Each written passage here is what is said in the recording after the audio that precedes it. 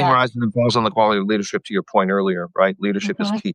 So, Yeah. yeah, and your ability to communicate your thoughts and ideas, become a person of influence becomes quintessential. So, yeah, working with leadership is so important. I learned that many, many years ago. I used to be a leadership coach, and I still am. But one of my main focuses was in leadership for about 5 to 10 years with an organization. And that's really what I did for the most part, was train leaders.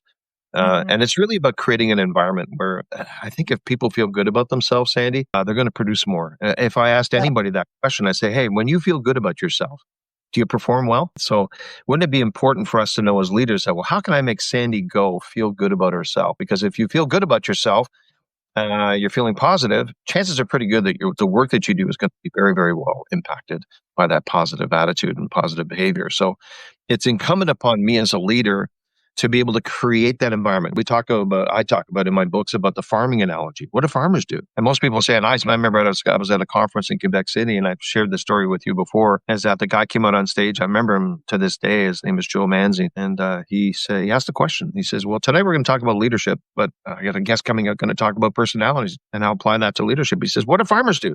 Our hands all went up, and he actually pointed at me, and I said, they grow things. He goes, no, they don't. I'm going, okay. I thought farmers grew things. He said, no, actually. And so the other, they farm, they this, they that. And he says, no. He says, farmers don't grow anything. What they do is they make conditions right for growth. So he said, we're going to parallel that to leadership. Leadership is the same thing. They create ideal environments where people feel celebrated to perform.